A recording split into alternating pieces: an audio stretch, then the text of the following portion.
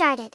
Hello everyone, and welcome back to Senior English Channel, where learning English is easy and And hello to all our friends listening. It is so wonderful to be back with you today. I am feeling very happy. I can see that big smile, Paul. Why are you so happy today? Well, the sun is shining, I have my favorite tea, and we have a very important topic to talk about. It's something everyone needs. You are right. Today, we are talking about small talk, those little conversations we have with neighbors, colleagues, or even people at the supermarket. Yes, small talk is like a bridge. It connects people. But sometimes for English learners, it can feel like a very scary bridge. It doesn't have to be scary, Paul. We are going to show everyone how to do it in a very easy way. We have tips for beginners and some for more advanced practice, too. That sounds perfect. I'm ready to learn. Me too. But wait, Paul, before we dive into our stories and tips, we should say something to our listeners. Oh, yes. Friends, if you enjoy our conversations, please take a second to click the like button. It really helps our channel grow. And don't forget to subscribe to Mr. English Channel. We want you to be part of our family, so you never miss a new episode. And if you have a friend who is also learning English, share this with them. Learning with a friend is always more fun. Exactly. Okay, Paul, let's start at the beginning. Level 1, basic small talk. Level 1. Okay, this is for when you see someone and you don't know what to say, right? Yes. For example, imagine you are in an elevator or waiting for the bus. It is very quiet. Sometimes that silence feels a little awkward. Oh, I know that feeling. Yesterday, I was in the elevator in my apartment building. A neighbor got in. We just looked at the floor. I wanted to say something, but I was nervous. That is the perfect moment for basic small talk. You don't need big words. You just need a starter. A starter, like a key for a car? Yes, a key to start the conversation. The easiest one is the weather. Everyone talks about the weather because it's always there. So I could say, it's a very hot day today, isn't it? Perfect. Or if it's raining, you can say, I hope the rain stops soon. It's simple and friendly. I tried that once at the bus stop. I said to a lady, "It is very windy today." And she smiled and said, "Yes, I almost lost my hat." We both laughed. It felt good. See? That's a small victory. You made a connection. And the secret to level 1 is to keep it short. You don't have to talk for an hour. Just a greeting, a comment about the environment, and a smile. I like that. Comment about the environment. So if I'm at the supermarket, I can talk about the long line? Yes, you can say, it's very busy here today, isn't it? Ah, okay. I will try that next time. But Emily, what about level 2, when you want to talk a little bit more? Level 2 is intermediate small talk. This is for people you see often, like a colleague at work or a regular person at your gym. Okay, so we already said hello and talked about the weather last week. What now? Now you ask about their day or their plans, but here's the trick, Paul. Ask open questions. Open questions? Are there closed questions too? Yes, a closed question is one where the person only says yes or no. For example, if I ask, "Did you have a good weekend?" you say yes. Then the conversation stops. Oh, I see. It's like a wall. Exactly. But an open question starts with what, how, or why. For example, what did you do this weekend? Ah, then I have to say, I went to the park or I watched a movie. Precisely. It gives the other person a chance to share a little story. And when they share, you listen and ask one more question about it. Let me try. Emily, what did you do on Saturday? Well, I went to a new bookstore in the city center. It was very cozy. Oh, wow, a bookstore. What kind of books do you like to read? Good job, Paul. That was a perfect level 2 follow-up. You listened to what I said and asked for more details. That felt very natural. It wasn't like a lesson at all. That's the goal. Small talk should feel like a game of catch. I throw the ball to you with a question, you catch it, and you throw it back. I like that. A game of catch. But wait, Emily, I have a little story from this morning. It was a bit of an unexpected moment. Oh, tell me. I went to the coffee shop, the Morning Cup. There was a man there with a very beautiful dog, a big golden dog. Oh, I love dogs. Me too. So I wanted to use my small talk.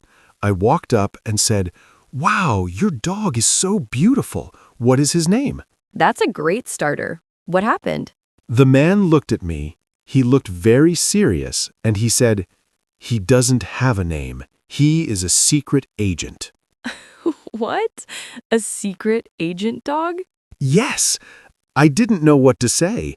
I just stood there like a statue.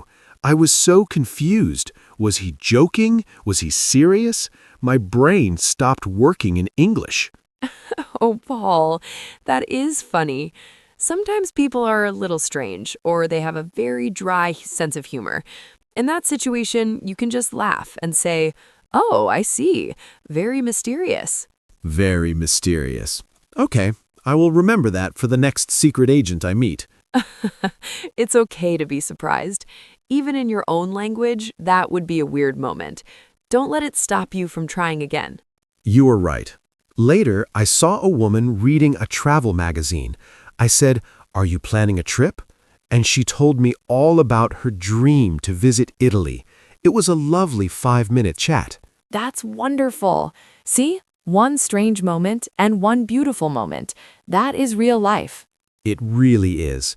So we have level 1, the weather and environment, and level 2, open questions and listening. What is level 3, advanced small talk? Level 3 is when you start to share a little bit of your own opinion or a small reflection. It's for when you feel more comfortable. Opinions? Like politics or religion? Those are scary topics. No. Stay away from those in small talk. I mean opinions on light things. For example, if you are talking about a new movie, you can say, "I thought the ending was a bit sad, but the music was amazing. What did you think?" So I share my feeling first, then I ask them. Yes, it shows you are being open. It builds trust. You can also talk about goals or learning things, like, "I'm trying to learn how to cook Italian food, but my pasta is always too soft. Do you have any tips?" Oh, people love giving tips. Everyone wants to be a teacher for a minute. It's true. It makes people feel helpful and important. I have another story about level 3. It's a small life lesson I learned last week. I love life lessons. Please share. Well, I was at work. My colleague Sarah looked a bit stressed. Usually we just say, "Hi, how are you?" And we both say, "Fine." The fine trap. Yes, the fine trap. But this time I stopped. I said, "Sarah, you look very busy today. Is everything okay? Do you need a hand with anything?" That is so kind, Paul. She stopped working and looked at me. She sighed and said, "Thank you for asking, Paul. It's just a big project and I feel a bit overwhelmed." We talked for 10 minutes. I couldn't do her work, but she felt much better just talking about it. Wow, that is the power of moving past level 1. You noticed her feeling, you offered help, and you gave her a moment to breathe. That is advanced because it requires empathy and the right words. It made me realize that small talk isn't always small. Sometimes it's the start of a real friendship or just making someone's day better. I agree 100%. Small talk is the front door to a big house. You have to go through the door to see the rest of the home. That is a beautiful way to say it, Emily. Thank you. Now, Paul, I have a question for you. If someone says something to you and you don't understand one word, what do? Does the conversation die? Oh, that happens to me a lot. Last week, someone said, "The commute today was a total nightmare." I didn't know the word commute. And what did you do? Well, at first I just nodded and smiled, but then I realized I didn't know if a nightmare was a good thing or a bad thing in that sentence.